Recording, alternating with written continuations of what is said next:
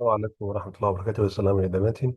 kusoo dhawaada mar kale dabka figas iyo tirir recap aan mataqaanaa isla eegi doonaa tireer ka qaatay jimcihii euro USD oo ahaa trade mataqaanaa waan ku qaatay forever model so waxaan isticmaalaa muddooyinka u dambeeyaan isticmaalaya forever model so waxaan isla eegi doonaa tireer aan qaatay oo quick recap ay ka samayn doonaa insha allah so marka hore aan baaska dib u jaro si aynu isla eegno mataqaanaa حاجة كقاطع سوحا كقاطع تريد كأرون ملهنا كقاطع so trade-keen waa kan trade-kan euro USD wahaa so waxaan arkay inuu structure-keeni bullish ahaa so maalmahaba bullish baan ka rabay so waxaan arkay structure-keeni inuu bullish ahaa so halkan fair value gap-ka ku jira fair value gap halkaas yaala soo ma fair value gap-kii bartaa yaala ee 1 hour-ka waxaa ahaa ka samaysatay SMT so candle-ka waa candle-kii samaysmay 8-ka so haddaan isla candle-kiisa haddaan eegno JPB USD-da so waxaad arkaysaa in mataqaanaa ay samaysay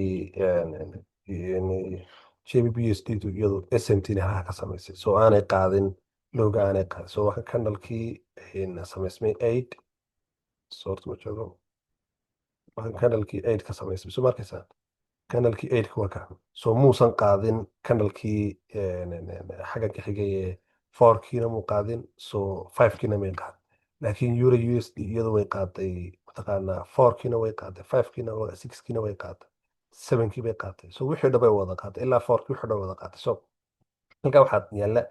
SMT ba halkaa ku jirta marka so SMT-daas baan ku qaatay trade-ka so forever model maxay ka kooban tahay laba shay ayaa ugu muhiimsan markaad jirto higher time frame-ka waxaa ugu muhiimsan number kow oo ah fair value gap iyo number laba oo ah SMT so SMT-da haddaydan fahansanayn bal committee kusoo qora so waxaan isku dayi doonaa ballan inaan ka sameeyo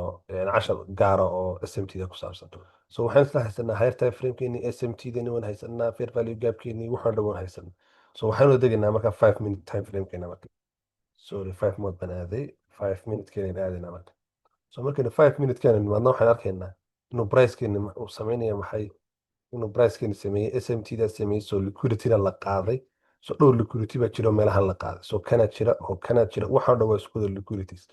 so liquidity-geenu qaadanay waa kan kanaynu ka qaadanaa markaynu asal liquidity ahaan u qaadanayna so liquidity sweepkeenu waxaa dhan wada liquidity kii ugu dambeeyey baan liquidity ahaan u qaatay waa kana iga clearsan mar walba an waxaan isticmaalaa waxaana liquidity oo dhan mas wadaag waxaan egaa the last liquidity la qaaday so waa kan liquidity ugu dambeeyey la qaaday so candle-kii qaadanay waa candle-kan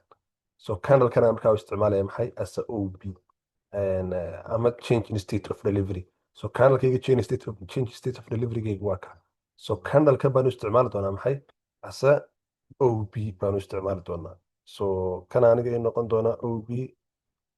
sorry so aniga marka kana OB ii noqon doonaa candle-kayga kana OB iyo xamal so halkan aan ka buy garaynaya markaan trade halkaasaan ka qaatay so ka 1 to 2 on average trade-kayga 1 to 2 ma dhaafo so stability-ga wuxuu ahaa below ama lugtii samaysay SMT-da so halkan aniga yaah mataqaanaa halkan ayaa stop-loss-kaygu yahay so waan eegi doonaa 1 to 2 target-kaygu waxa weeyaan 1 to 2 aanu kama badiyo kamana yareeyo so 1 to 2 baan raadiyaa marka ku horeysa trade-kayga so 1 to 2 geeni markaa dadna price-keena plain idhaahno so horta waxaan u baahanay in la dhex yimaado area-dan so halkan waxaa ku jira fair value gap halkan hadduu fiirsada halkan waxaa ku jira maxay fair value gap so in laga celi karaa dhici karta so halkan waxaa ku jira breaker block halkan waxaa ku jira maxay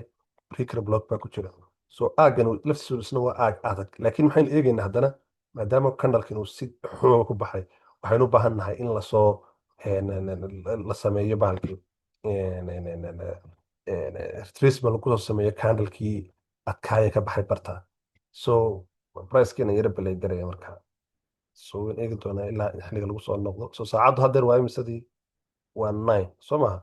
9:10 baa haddeer la maraya so waxaan u baahanay in lagu soo laabto waa lagu soo laabtay mataqaanaa OB-geeni so maxaa dhacay price-keeni muxuu sameeyey boom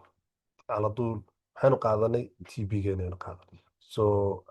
saasay clean u tahay saasay u fudud tahay so forever model waxa weye modelka ugu fudud ee la isticmaali karo waqti xaadirkan ACT oo dhammaystiran si yaro fudud ay u isticmaali karaan dhammaan wada fahmi karaan qofka basic advance-ka si dhammaystiran mataqaana qof kasta uu la qabsan karo mataqaanaa weekly tradesaaga si yaro fudud kuu siin karaya. So waan isku dayi doonaa bal inaan wiiga sameyd